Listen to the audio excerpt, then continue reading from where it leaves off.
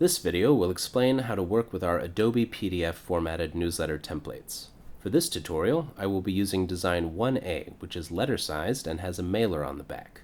It should be noted that only our letter-sized templates are available in PDF format. As with most of our other templates, this is a complete 4-page newsletter filled with articles written by the Activity Connection staff. You can use it as is if you're in a rush, or you can make it your own by easily replacing certain text or sections. There are certain advantages and disadvantages to using the PDF format instead of the Microsoft Word format. One benefit of using the PDF format is that the layout is locked down, so it is very difficult to mess anything up. The text that you insert will also automatically adjust its size to fit the box that it's in. The disadvantages are that you can only edit selected articles, you cannot bold or italicize text, and you can't insert clip art or images unless you have the Pro version of Adobe Acrobat. First, you will want to open your newsletter in Adobe Reader. If you don't have Reader, you can find it at adobe.com/reader. If you double-click your file and it opens in a different program, close that program, right-click your newsletter file, move your mouse down to Open With, and select Adobe Reader. The boxes that you can edit will be highlighted, but don't worry, they won't print like this. If you want to hide the highlighting, just click this button labeled Highlight Existing Fields. Let's start by changing the letterhead. Simply click inside of the letterhead, then click and drag to select the existing text before typing in your own. Next, you can either hit the Tab key to move down to the next box, or you can just click inside of it.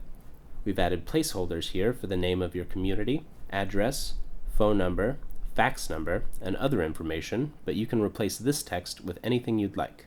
Now that your letterhead is set, we can start replacing articles.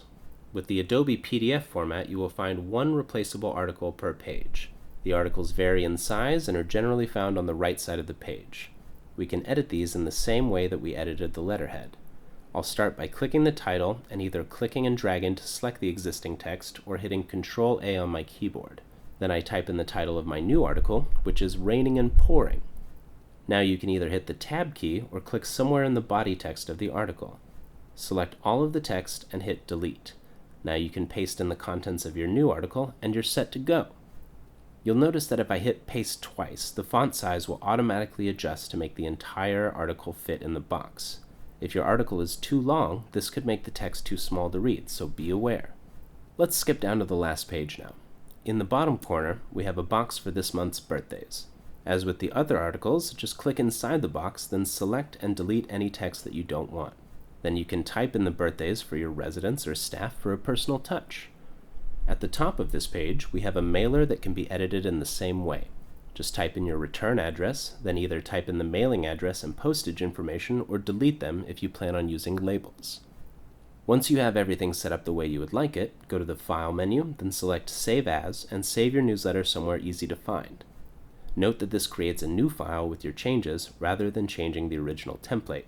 If you no longer need the template after you make your changes, you can delete it. Send your newsletter off to be printed, and you're all done. This has been a brief introduction to working with our Adobe PDF formatted newsletter templates. Be sure to check out our other newsletter tutorials for more information, tips, and tricks.